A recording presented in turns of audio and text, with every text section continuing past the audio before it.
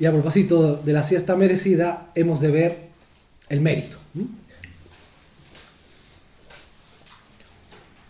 Porque dijimos que las tres grandes maneras que nos enseña el magisterio de la Iglesia, especialmente los santos espirituales, Santo Tomás de Aquino, San Juan de la Cruz, son a través las formas de crecer en esta vida espiritual, de la gracia, de la caridad, es a través de la vida de los sacramentos, las obras meritorias y la oración. Vamos a tratar de ver en esta breve charla el mérito, lo más importante, y la oración. Pues bien, el acto meritorio es un acto que procede de suyo de la caridad y da derecho a una recompensa sobrenatural. Principalmente el acrecentamiento de la gracia, que es lo que estamos viendo. Una obra nuestra por sí sola no puede producir la gracia, evidentemente, ni tampoco su aumento. Pero una vez que el Señor nos da esa gracia en el bautismo, y si no la perdemos por un pecado mortal, y hacemos, teniendo esa gracia en nuestra alma, una obra buena, una obra caritativa, merecemos una recompensa.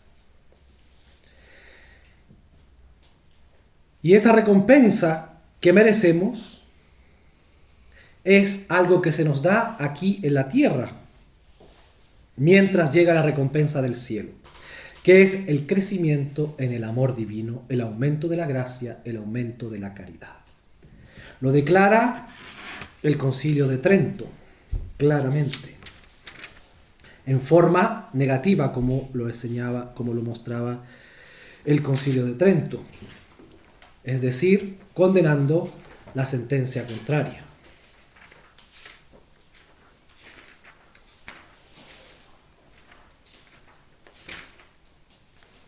Si alguno dijere que las buenas obras del hombre justificado de tal manera son dones de Dios que no son también méritos del mismo, lo que el mismo justificado con las buenas obras que hace por la gracia de Dios y los méritos no merece verdaderamente el aumento de la gracia y la vida eterna y la consecución de la misma vida eterna y el aumento de la gloria, sea excomulgado. Es decir, lo contrario. ¿Por qué? Porque vimos en la mañana que el Señor es infinitamente misericordioso, pero infinitamente justo. Y si nos ha dado algo en su infinita liberalidad de forma gratuita, sin merecerlo nosotros, pues, como enseña el Catecismo de San Pío X, cuando la primera pregunta de todas, ¿es usted cristiano? Sí, soy cristiano por la gracia de Dios. O sea, algo inmerecido, algo gratuito, que viene de una absoluta liberalidad de Dios, por la cual debemos ser agradecidos. Una vez más, lo que leíamos en la comida, en el día de hoy. Siempre hemos de ser agradecidos y nuestro agradecimiento debe ser en proporción a la gracia que recibimos. Si recibimos la gracia del bautismo, recibimos esa gracia y más encima que podemos hacer actos buenos teniendo esa gracia en nuestra alma y que en virtud de esa gracia que tenemos podemos aumentarla, podemos aumentar esa gracia. Por el contrario, todas esas buenas obras, entre comillas, que son realizadas por un cristiano sin estado de gracia no merece nada. Porque falta el elemento que es clave para el mérito, que es la gracia. Si no se tiene la gracia, el acto del cristiano no sirve para nada, a los ojos de Dios. De la misma manera, un acto general que pueda realizarse en pro de la humanidad, si no es considerado que es por amor primeramente a Dios, tampoco es un acto de caridad que merece Es un acto filantrópico, es un acto de solidaridad, como quieran llamarle. Pero delante de los ojos de Dios, un acto para ser caritativo, un acto que merezca el aumento de la gracia aquí en la tierra, el amor de Dios y luego el cielo, presupone la gracia. ¿Por qué? Porque la caridad tiene un orden. Si vemos bien cuál es el mandamiento más importante, es amar a Dios por sobre todas las cosas. Y en segundo lugar viene amar al prójimo como a uno mismo. Y ese amor al prójimo como a uno mismo viene como consecuencia de lo anterior, es decir, por amor a Dios. Un orden. Solo esto para decirles que nosotros no tenemos el O protestante que solo la fe nos salva, sino que tenemos el I católico, tenemos la fe y las buenas obras para salvarnos, pero que esas buenas obras deben ser con miras al amor de Dios, teniendo la caridad, el amor de Dios en nuestras almas. Y si no la tenemos, como obra meritoria para la gracia y ganar el cielo, no nos sirve de nada.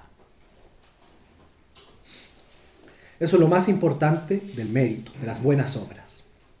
Y en segundo lugar, la oración.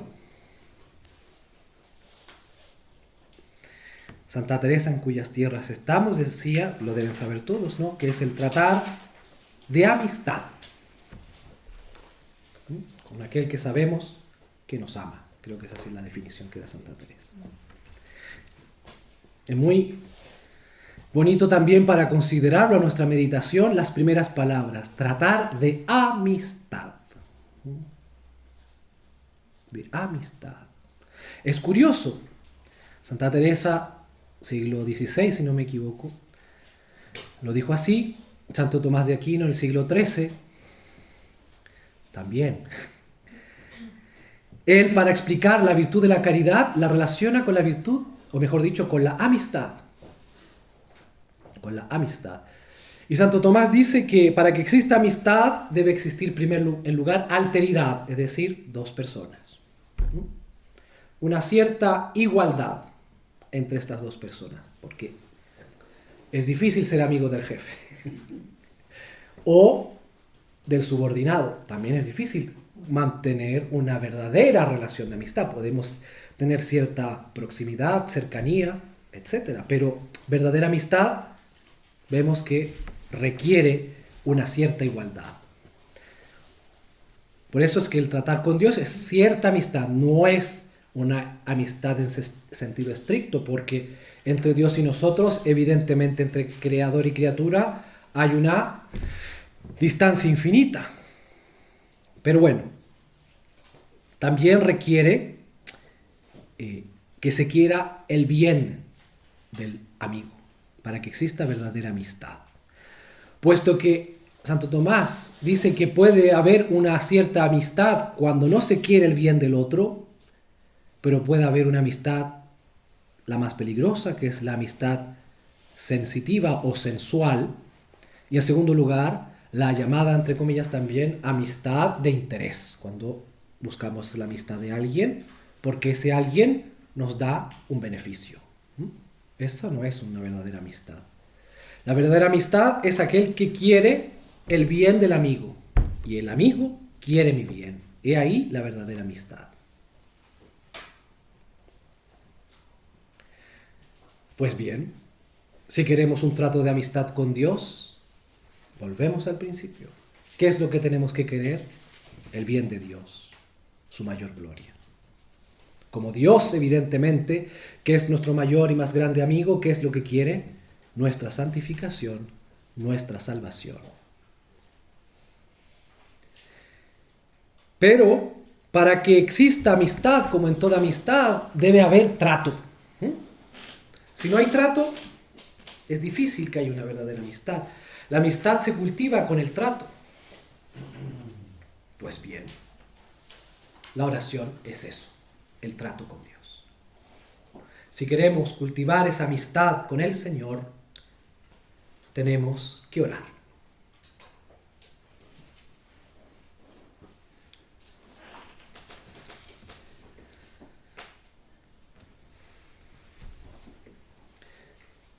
San Gregorio Niceno, la oración es una conversación o coloquio con Dios. San Juan Crisóstomo, la oración es hablar con Dios.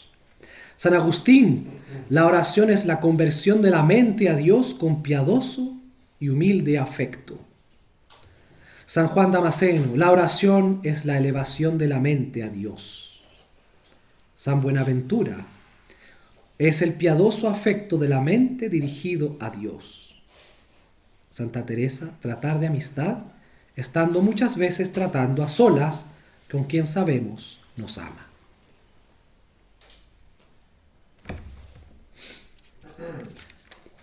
Es el trato con Dios. Y para poder granjearnos, para poder obtener su amistad, como con todo amigo, hemos de tratarle y querer su bien, como Él quiere el nuestro. Sin embargo, esa oración, que es un tratar de amistad con el Señor, tiene para nosotros una eficacia santificadora. San Buenaventura, les leeré esto porque es muy bonito. Si quieres sufrir con paciencia las adversidades y miserias de esta vida, seas hombre de oración. Si quieres alcanzar virtud y fortaleza para vencer las tentaciones del enemigo, seas hombre de oración. Si quieres mortificar tu propia voluntad con todas tus aficiones y apetitos, seas hombre de oración. Si quieres conocer las astucias de Satanás y defenderte de sus engaños, seas hombre de oración. Si quieres vivir alegremente y caminar con suavidad por el camino de la penitencia y del trabajo, seas hombre de oración. Si quieres ojear de tu ánima las moscas importunas de los vanos pensamientos y cuidados, seas hombre de oración.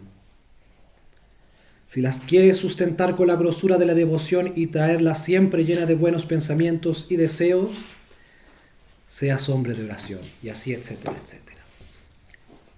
La oración en nosotros tiene una eficacia santificadora. En efecto, la oración tiene 4 grandes valores, que es lo que vemos ahora. Primero, satisfactorio.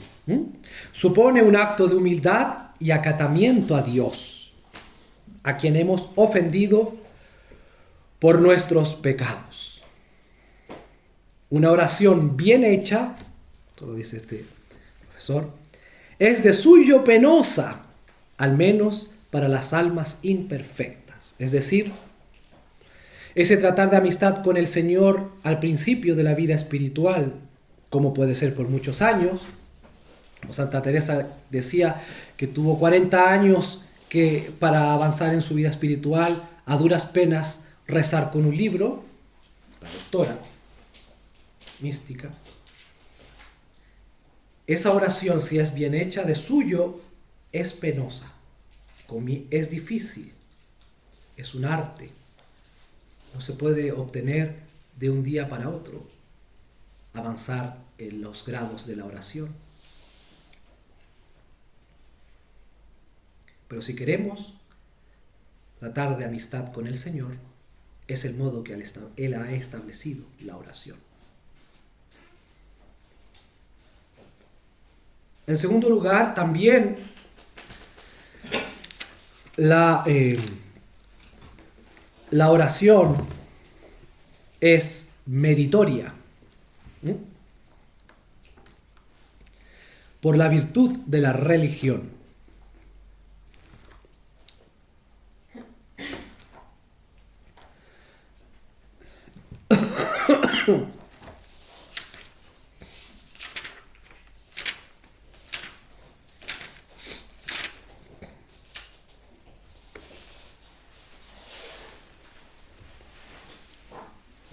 Como cualquier otro acto de virtud sobrenatural, la oración recibe su valor meritorio de la caridad, de donde brota radicalmente por medio de la virtud de la religión, que es el acto propio. Todo acto bueno que se hace en estado de gracia merece el aumento de la gracia. La oración, que es un acto bueno, si realizamos en estado de gracia, merece el aumento de la gracia. Merece. Es un acto meritorio. Un acto satisfactorio. Por eso también el sacerdote puede imponer como pena algún tipo de oración.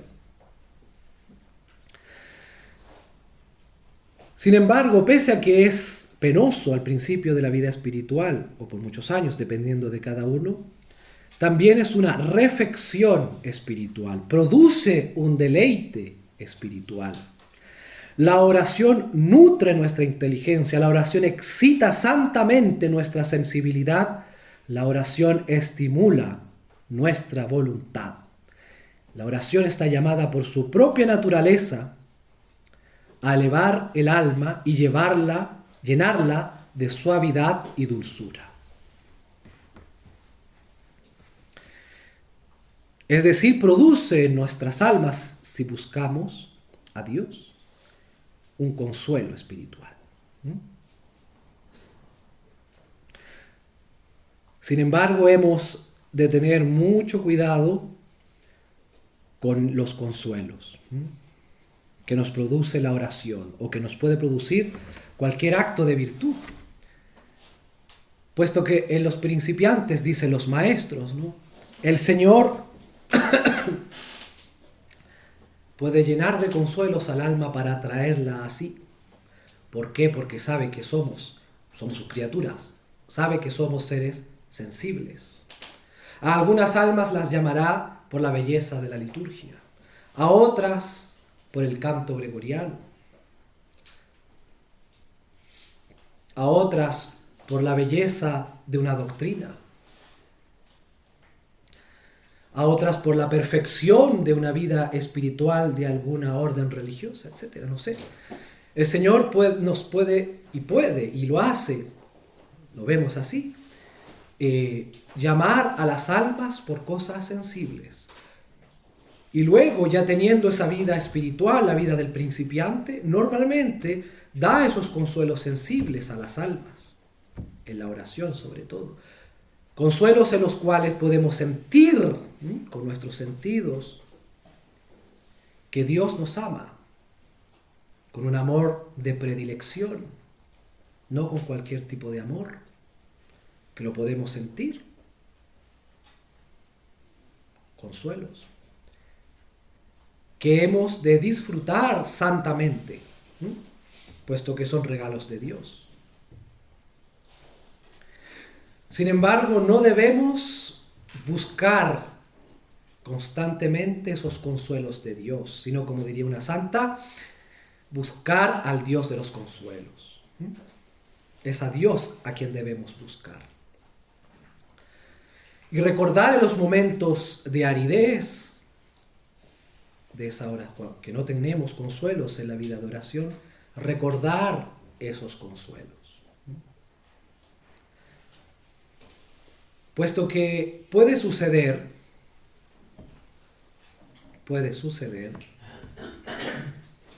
que el alma en la oración no sienta nada, y se da con mucha frecuencia. Pero eso puede ser obedecido a dos razones. Primera y más frecuente, lamentablemente, por nuestra tibieza. No recibo más consuelos, no siento el amor de Dios. Puede ser que sea por simple tibieza. ¿Cuál es el remedio? ¿Cuál es la tibieza? Es decir, sentir pena, sentir dificultad en la oración, en realizar obras de piedad, en realizar obras de caridad por amor a Dios, etcétera, etcétera. Dificultad, incluso tristeza al realizar esos actos, que puede ser obedecido por tibieza.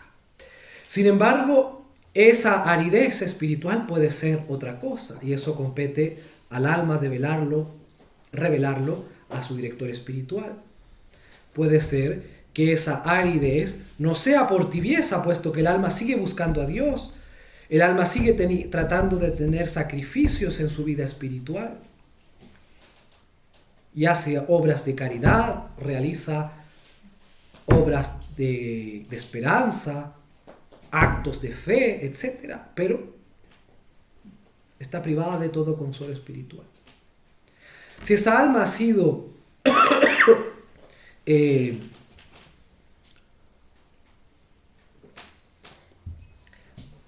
perseverante,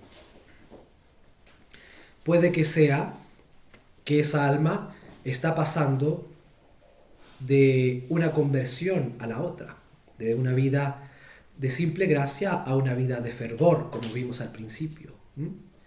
Puesto que normalmente, cuando ya el alma ha sido pulida en su vida de principiante, y va a pasar, cuando ha sido fiel, a una vida de mayor perfección, que es la vida iluminativa, el Señor quita esos consuelos en la vida de oración. Y muchos santos han pasado por años y años en esa aridez espiritual. Pero ¿por qué la quita el Señor? La quita para que le busquemos a Él y no los consuelos que nos produce la oración y la vida espiritual. Eso compete a cada uno revelarlo a su director espiritual y se verá si es una simple tibieza o si es lo que se llama una purificación pasiva de los principiantes. Es decir, por todo esto para decir que la oración normalmente nos producirá un deleite espiritual, un gozo espiritual, pero no tenemos que buscar en sí ese gozo, sino a Dios. Y el cuarto fin es el impetratorio. Es aquel que nos interesa. Ahora ya nos dedicaremos un poquito más a esto. Produce esa oración un aumento de la gracia independiente del mérito. Independiente del mérito. Puesto que, como dijimos recién, hace unos minutos, no sé cuántos, que para aumentar la gracia con mérito, en justicia, tenemos que vivir una vida de gracia. Si no, no puede ser ningún tipo de mérito, ningún aumento de gracia por justicia. En cambio, la oración es un acto meritorio si estamos en estado de gracia. Pero por la oración podemos alcanzar cosas que por el mero acto meritorio no se alcanza, como es la perseverancia final, puesto que nosotros no podemos merecer la perseverancia final por nuestros propios méritos. Eso lo enseña también el Concilio de Trento, por razones. Pero la oración nos puede otorgar gracias que el mérito no las va a conceder, como la perseverancia final. ¿Qué es la perseverancia final? Morir en estado de gracia. Tener todos los auxilios necesarios antes de morir, para morir en amistad con el Señor y por tanto poder ir al cielo o al menos al purgatorio para pagar las penas que debamos. Pero no vamos a pasar por el infierno. Eso es la perseverancia final y que solo la podemos obtener por machacar y machacar en la oración. Por eso es muy importante pedir eso en la oración, la perseverancia final. Entonces la oración alcanza eso independiente del mérito. Y también otra cosa importante es que aquel que se encuentra en pecado, incluso en pecado mortal, puede rezar. Y debe rezar. Debe hacer oración. Hay mucha gente que lamentablemente dice: Padre, ya no rezo porque estoy en pecado hace muchos años y ¿para qué voy a rezar? La oración no exige estado de gracia para rezar, para que sea realizada.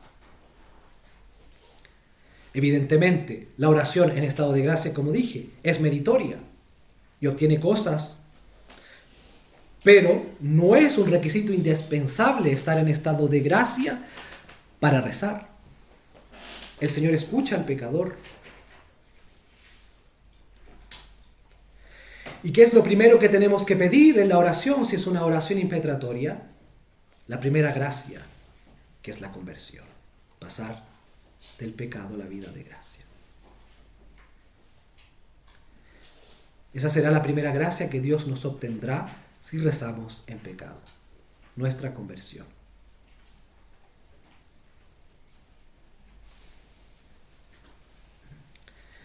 Hay una promesa del Señor que consiste en que nuestra oración, con debidas condiciones, que es lo que veremos ahora, es infalible.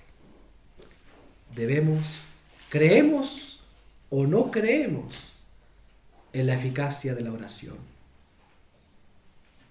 Recurrimos a la oración en nuestros momentos de debilidad. Recurrimos a la oración en nuestros momentos de depresión, cuando estamos mal, cuando pasamos adversidades. Recurrimos a la oración cuando estamos en estado de tentación. Es una pregunta que todos tenemos que hacernos en este retiro. ¿Creemos o no creemos en las palabras del Señor de la infalibilidad de la oración? ¿Creemos en las palabras de Jesucristo? ¿De dónde surge que la oración con las debidas condiciones es infalible? Pedid y se os dará, buscad y hallaréis, llamad y se os abrirá, porque quien pide, recibe, quien busca, halla, y a quien llama, se le abre. Mateo 7. Y todo cuanto con fe pidiereis en la oración, lo recibiréis. Mateo 21. Y lo que pidiereis en mi nombre, eso haré, para que el Padre sea glorificado en el Hijo. Si me pidiereis alguna cosa con mi nombre, yo lo haré. Juan 14. Si permanecéis en mí y mis palabras permanecen en vosotros, pedid lo que quisiereis y se os dará. Juan 15:7. Para que cuanto pidiereis al Padre en mi nombre, os lo dé. Juan 15:16. En verdad os digo, cuanto pidiereis al Padre, os lo dará en mi nombre. Hasta ahora no habéis pedido nada en mi nombre. Pedid y recibiréis, para que sea cumplido vuestro gozo. Juan 16. Y la confianza que tenemos en Él es que si le pedimos alguna cosa conforme con su voluntad, Él nos oye. Y si sabemos que nos oye en cuanto le pedimos, sabemos que obtenemos las peticiones que le hemos hecho. Juan, la primera carta de San Juan 5. Clarísimo. Y en la revelación, es palabra del Señor. Pero tenemos que ver cuáles son las condiciones para que esa oración sea infalible. Es decir, tenga eficacia. En primer lugar, algo que puede parecer a primera vista egoísta: pedir para nosotros mismos. Para que sea eficaz. Esto no quiere decir que no tenemos que rezar por las otras personas. Yo hablo aquí para que la oración sea eficaz. Pedir para nosotros mismos.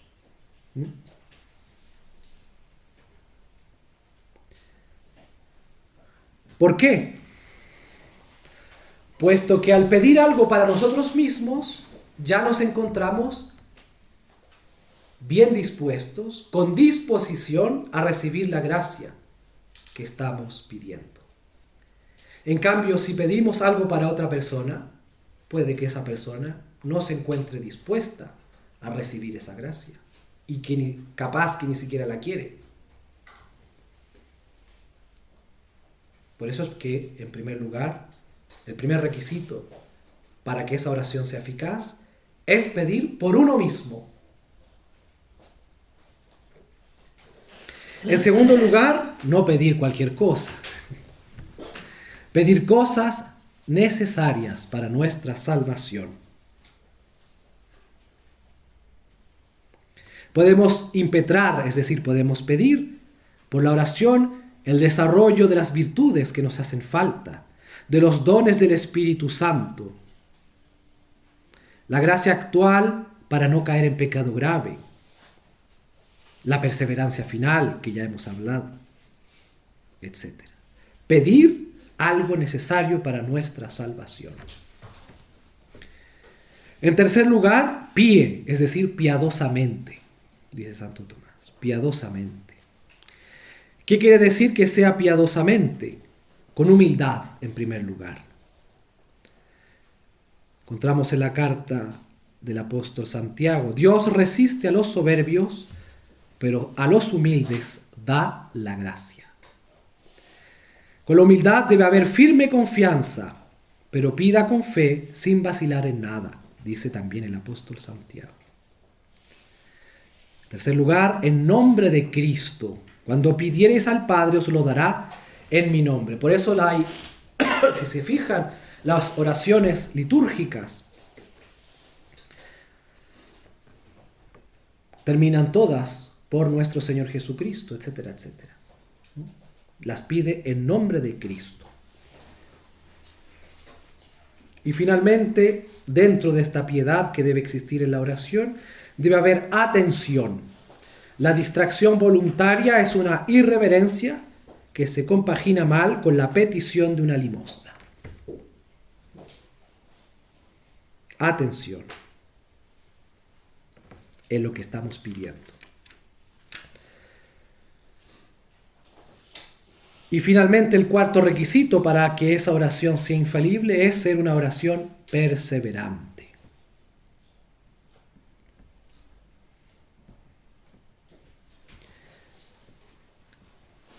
Podemos recordar la parábola del juez inicuo que hace justicia a la viuda importuna. O la cananea que insiste al Señor, a pesar de la aparente repulsión que tiene el Señor, etc.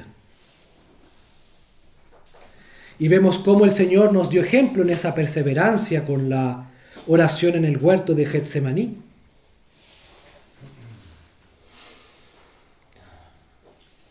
Todos estos son las condiciones necesarias para que nuestra oración, que tiene un fin impetratorio, de petición, sea escuchada infaliblemente. Pedir para uno mismo, pedir algo necesario para nuestra propia santificación, salvación, que sea hecha piadosamente y finalmente con perseverancia. Con perseverancia.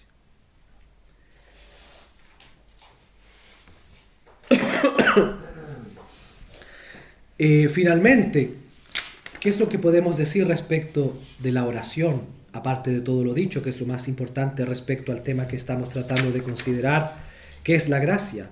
Tipos de oración. Sabemos que hay muchos tipos, pero no vamos a entrar en el detalle de cada uno. Pero lo más importante es saber que hay una oración que es vocal. Es una oración vocal. El rosario, por ejemplo. Las novenas. Que es una oración muy importante en el sentido de que, en primer lugar, como vimos también, somos seres compuestos de cuerpo y alma. Y en consecuencia todo nuestro ser debe rendir culto a Dios, y para obtener alguna gracia, pedirla también con todo nuestro ser. Por eso es que también existe las posturas de oración, el de rodillas, por ejemplo. No solo debemos rezar con nuestra mente, no solo, hay que hacerlo, pero también con nuestro cuerpo. En razón de que estamos formados de cuerpo y alma. Si queremos orar, si queremos rezar con todo nuestro ser, hemos de hacerlo con nuestra alma, con nuestra inteligencia, con nuestra voluntad, pero también con nuestro cuerpo, con nuestra voz. Y esa oración vocal, para que sea no solo, para que sea escuchada, quiero decir, tiene que ser una oración en la cual realizamos con atención a lo que estamos diciendo. Atención a lo que estamos diciendo. Por ejemplo, en el rosario pasa muchas veces que lo hacemos de forma rutinaria, de forma repetitiva, porque es así. El rosario es repetir 50 veces, Dios te salve María, llena eres de gracia, etcétera, etcétera. Y por eso a muchas personas el rosario a veces se les hace difícil, porque es una repetición de unas palabras. Y pareciese que a veces no tiene sentido.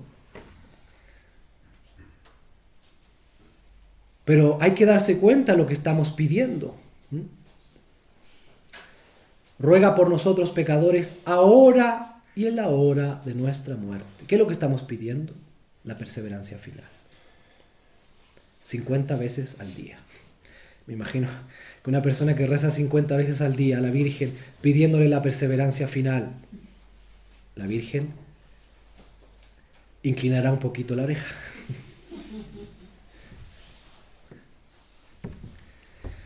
...50 veces al día, ahora y en la hora de nuestra muerte. Lo mismo el Padre Nuestro. Si a veces se les hace difícil rezar el Padre Nuestro, tratar de rezarlo meditando un poquito lo que estamos pidiendo. Por ejemplo, justamente lo que meditamos esta mañana, el pan nuestro de cada día. Se pide ahí evidentemente el pan nuestro de cada día, es decir, el sustento. El sustento, que es normal, porque somos personas humanas, cuerpo y alma, tenemos que comer, tenemos que dormir, tenemos que tener un techo, etc. Tenemos que vestirnos. Pedimos el pan de cada día, pero fijarse, el de cada día, ni más ni menos. Es decir, lo necesario. Desde un punto de vista material, pero también podemos verlo desde un punto de vista espiritual. El pan nuestro de cada día, ¿qué cosa es? La Eucaristía.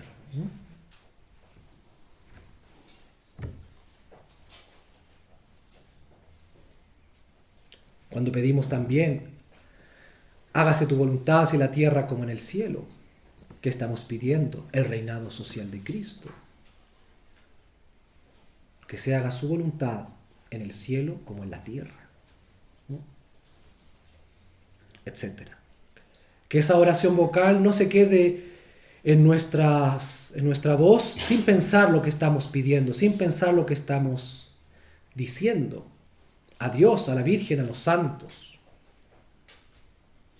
Una oración también vocal que es muy bonita son las letanías de la Virgen, del Sagrado Corazón, de San José. En este tiempo josefino, en este tiempo del mes de marzo, rezar las letanías de San José, algún día quizá meditándolas, o las oraciones, o la del Sagrado Corazón, el primer viernes de mes, horno ardiente de caridad, leíamos por ahí hoy día creo, no me acuerdo dónde, horno ardiente de caridad, pensar, ¿qué quiere decir con eso? La oración vocal, que es muy importante. Y las almas que avanzan en la vida de oración, es decir, que llevan una oración más bien meditada, no deben dejar de tener oración vocal. No porque pasan a una cosa, dejan la otra. Hay que tener las dos. ¿Y qué es la meditación? Como una oración mental, otro tipo de oración, es... Voy a leer aquí para no equivocarme. La aplicación razonada de la mente a una verdad sobrenatural para convencernos de ella y movernos a amarla y practicarla con ayuda de la gracia. 3 cosas. Primero, evidentemente, aplicación razonada de la mente a una verdad sobrenatural. Podemos coger algún libro de meditación, hay libros de meditación especiales para eso, como el libro, ¿no?, Las Meditaciones del Padre de la Puente. O podemos tomar la Sagrada Escritura, el Evangelio, con las explicaciones que se encuentran abajo. Podemos tomar el Catecismo. Podemos tomar algún libro espiritual, ¿no?, como la Filotea, ¿no?, de San Francisco de Sales, etc. Pero lo importante es una aplicación razonada de la mente a una verdad sobrenatural. tomar esa verdad sobrenatural que nos está indicando la Sagrada Escritura, el Catecismo, algún libro espiritual, y meditarla, tener aplicación razonada. Es decir, ¿qué quiere decir esto? Ver la explicación. Luego dice, convencernos de ella. Si leemos el Catecismo, alguna verdad, yo qué sé.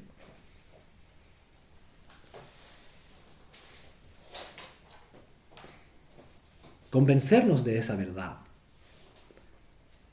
Porque hay mucha gente que dice, yo tengo fe, pero mi fe es muy flaca. Pero a veces la fe es flaca porque no la conocen. Así de simple. ¿Cómo hay que conocerla? También partir del catecismo. Tampoco pasar de tomar sopa a comer carne. Hay que ir de a poco. Porque mucha gente quiere ya leer la Suma Teológica o las obras de San Buenaventura y no conoce el credo. Hay que ir de a poco. Convencernos de ella, de nuestra fe. Luego movernos a amarla. Amar las palabras del Señor cuando leemos la Sagrada Escritura. Amar lo que nos enseña el Catecismo. Que no ha pasado de que normalmente se juntan tres señores y dicen vamos a decir esto, que esto es verdad, sino que ha sido a partir de los rudimentos de nuestra fe a elaboración de dogmas. Es decir, hay toda una historia, todo un razonamiento de hombres santos, de doctores de la Iglesia, para llegar a algún dogma de fe. Amar eso. Y finalmente practicarlo con ayuda de la gracia. En el método que enseña San Francisco de Sales para la meditación, ¿cómo se llama? Que enseña que al final de la oración, de la meditación, hay que tener eso. Creo que es un ramillete espiritual. Es decir, una conclusión práctica de lo que hemos leído, de lo que hemos razonado, de lo que hemos tratado de entender, de lo que hemos amado. Llegar a una resolución práctica con la ayuda de la gracia. Nadie indica que esa meditación tenga que durar 1 hora, ni 3, ni mucho menos. Pueden ser 15 minutos. Tomar el Evangelio, tomar el Catecismo y hacer una aplicación razonada de lo que estamos leyendo. Y tratar de llegar a una conclusión práctica y ponerlo, como dice San Francisco de Sales, como un ramillete espiritual a los pies de Dios. Señor, se ha meditado, por ejemplo, no sé, la virtud de la paciencia, o leemos en la Sagrada Escritura la paciencia del Señor, etc. Concluir de tener un acto de paciencia con tal persona en mi trabajo. Suficiente. Y ya está. Ramillete espiritual. Y ofrecérselo al Señor. Oración mental. Que cuando lleguemos a ella no hay que dejar la oración vocal. Insisto, somos católicos, y. No lo uno y lo otro, sino todo junto. Finalmente, y con esto termino, la oración litúrgica. Especialmente me refiero al oficio divino, a lo que ustedes han podido asistir esta mañana, a prima, ayer en la tarde, a vísperas, hoy en la noche, a completas. Y ayer también.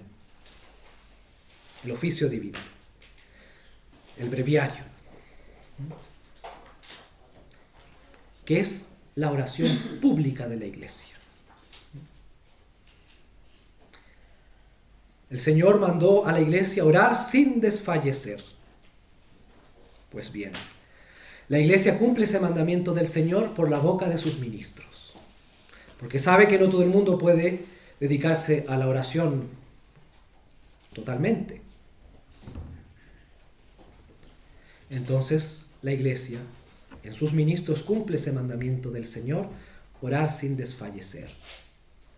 Hay órdenes religiosas que se consagran a esa oración litúrgica, como los benedictinos, que su vida es el oficio divino. La regla de San Benito que dice, nada anteponer a la obra de Dios. La obra de Dios es el breviario. El monje de coro no tiene que hacer nada más que rezar el oficio divino. Y así se santifica.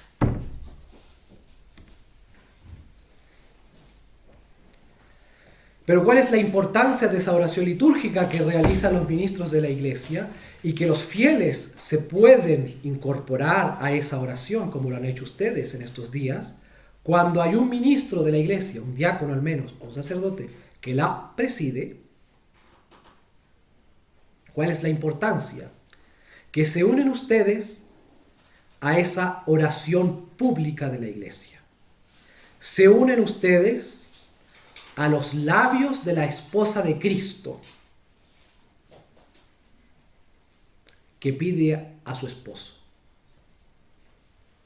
Porque la Iglesia no es otra cosa que la esposa de Cristo. Y la oración de la Iglesia no es sino la petición de la esposa a su amado, a su Señor, a su esposo. Y eso es para nosotros, yo me acuerdo que cuando fui ordenado subdiácono y empezamos a rezar el oficio divino, tuvimos un poquito estas meditaciones, yo me creía la muerte, porque encarnaba la voz de la esposa de Cristo, que rezaba, que pedía a su Señor. Tenemos que tener esa mentalidad cuando asistimos a los oficios divinos. No solo a la misa, hay que asistir a la misa, que también es oración litúrgica, pero ya hablamos bastante de la comunión. Y la misa también puede decirse, y es oración litúrgica a la cual debemos asistir. Pero aquí yo me quería enfocar, porque siempre se olvida, a esta oración del oficio divino, que es la oración de la Iglesia. Y como es la voz de la esposa a su amado, tiene más eficacia que una oración privada.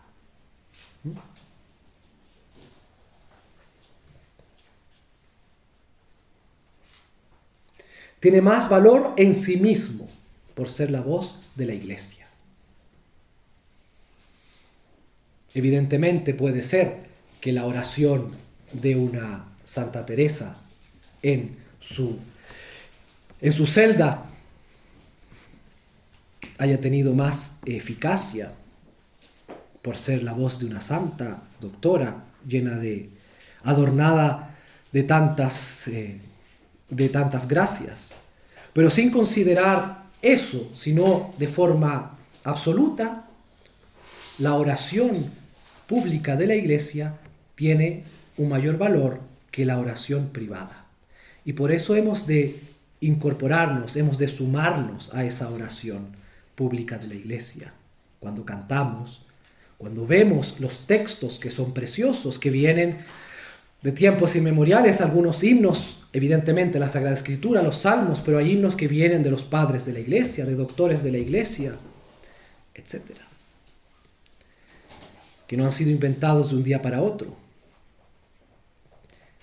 y que manifiesta esa historia de la Iglesia a través de los siglos, que pide al Señor y que ora sin desfallecer como lo pidió el Señor. Seamos pues, y con esto termino, hombres de oración. Hombres, considero las mujeres, no vengan aquí con lenguajes raros. Hombres de oración. Todo según nuestra condición. Todo según nuestra condición. Según nuestro estado. Hay que ser hombres que rezamos en las mañanas para pedir, en las tardes, al mediodía para hacer un examen de conciencia, en las noches para dar gracias. Dejar 15 minutos para leer la Sagrada Escritura y hacer una aplicación razonada de lo que estamos leyendo. Ofrezcamos nuestro trabajo. Estamos haciendo oración cuando ofrecemos nuestro trabajo, nuestro estudio. Pidamos por nosotros mismos, porque sabemos lo que nos hace falta. Porque al pedir por nosotros mismos estaremos pidiendo cosas y a la vez nos estaremos predisponiendo a recibir esa gracia. No pidamos tontería. Bueno, a ver, hay que pedir de todo. Cosas que necesitamos. Hombre, si necesitamos cosas materiales, hay que pedirlas. ¿A quién le pedimos? Yo cuando necesito cosas materiales, se las pido a San José. Porque San José fue el que llevó el pan a la casa de Nazaret. Y él sabía lo que hacía falta. Entonces pedírselo a él. Pidamos cosas materiales cuando nos haga falta, pero no cosas superfluas. Y pidamos lo que nos hace falta para nuestra santificación, que es lo que tenemos que pedir. Y pidamos cosas grandes también. La conversión del mundo. Pidamos la libertad, como dice la oración leonina, la libertad y la exaltación de la Santa Madre Iglesia. Pidamos siempre nuestra perseverancia final. Pidamos el cielo, en definitiva. Y si hacemos todo eso con esas condiciones que nos enseñan los santos, esa oración será infalible. Porque el Señor lo dijo, no porque lo inventa Juanito. Es porque lo dice el Señor. Y si creemos en el Señor, hemos de creer en sus palabras.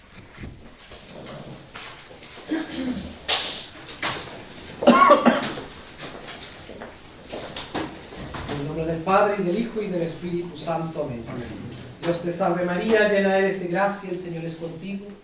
Bendita tú eres entre todas las mujeres, y bendito es el fruto de tu vientre, Jesús. Santa María, Madre de Dios, ruega por nosotros pecadores, ahora y en la hora de nuestra muerte. Amén. Gloria al Padre, y al Hijo, y al Espíritu Santo. Como era en el principio, y siempre, por los siglos de los siglos. Amén.